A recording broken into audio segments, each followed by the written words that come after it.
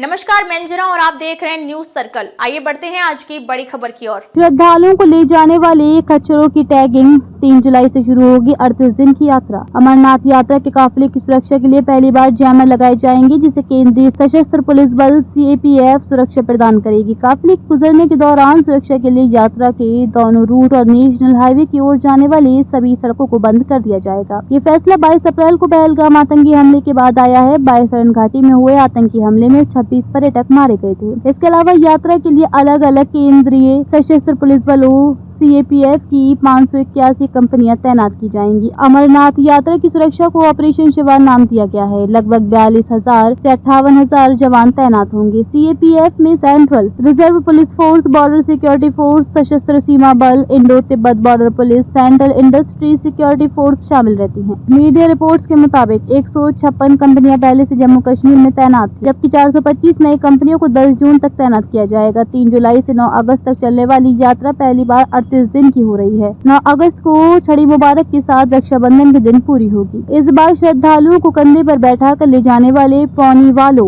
का वेरिफिकेशन होगा। Criminal record वाले पोनी वालों को सर्विस की अनुमति नहीं दी जाएगी। इसके अलावा उन घोड़े खच्चर की भी टैगिंग होगी जिन पर बैठकर श्रद्धालु यात्रा पर जाएंगे। अमरनाथ यात्रा को सुरक्षित करने के लिए रोड ओपनिंग पार्टी ROP, खतरों पर तुरंत एक्शन के लिए क्विक एक्शन टीम QAT, विस्फोटकों का पता लगाने और उन्हें निष्क्रिय करने के लिए बॉम्ब डिफ्यूजल स्क्वाड, BDS के 9 यूनिट्स, विशेष रूप से प्रशिक्षित खोजी कुत्ते और हवाई निगरानी के लिए ड्रोन शामिल होंगे। ये व्यवस्थाएं जम्मू और कश्मीर में अमरनाथ गुफा मंदिर तक जाने वाले पहलगाम और बालटाल दोनों मार्गों पर लागू होंगी। 2024 में ये यात्रा 52 दिनों की थी, 2023 में 62 दिन, 2022 में 43 दिन और 2019 में 46 दिनों तक यात्रा चली। 2020-21 में कोरोना महामारी के कारण यात्रा स्थगित रही। 2024 में 52 दिनों तक चली।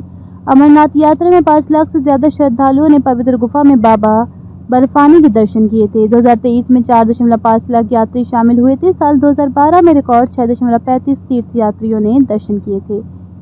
2022 में कोविड के कारण आंकड़ा घटा था और 3 लाख तीर्थ यात्री दर्शन के लिए पहुंचे थे।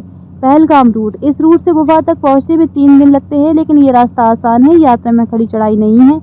पहलगाम से पहला पड़ाव चंदनवाड़ी है। ये बेस कैंप से 16 किलोमीटर दूर है। यहाँ से चढ़ाई शुरू होती है। 3 किलोमीटर चढ़ाई के बाद यात्री पिस्सू टॉप पहुँचती है। यहाँ से पैदल चलते हुए शाम तक यात्रा शेषनाग पहुँचती है। ये सफर करीब 9 किलोमीटर का है। अगले दिन शेषनाग से यात्री पंचतरणी जाते हैं। ये शेषनाग से करीब 14 किलोमीटर है। पंचतरणी से गुफा सिर्फ 6 किलोमीटर रह जाती है। बालटाल रूट, वक्त कम हो तो बाबा अमरनाथ दर्शन के लिए बालटाल रूट से जा सकते हैं। इसमें सिर्फ 14 किलोमीटर की चढ़ाई चढ़नी होती है, लेकिन एकदम खड़ी चढ़ाई है, इसलिए बुजुर्गों को इस रास्ते पर दिक्कतें होती हैं। इस रूट पर संकरे रास्ते और खतरनाक मोड़ हैं। इन बातों का ध्यान रखें। यात्रा के दौरान medical certificate, 4 passport size photo, Aadhaar card, RFID card, travel application form अपने साथ रखें। फिजिकल फिटनेस के लिहाज से हर रोज 4 से 5 किलोमीटर पैदल चलने की प्रैक्टिस करें। सांस वाला योग जैसे प्राणायाम और एक्सरसाइज करें। यात्रा में ऊनी कपड़े, रेनकोट, ट्रैकिंग स्टिक, पानी बोतल और जरूरी दवाओं का बैग अपने साथ रखें। अमरनाथ में बनता है हिमानी शिवलिंग।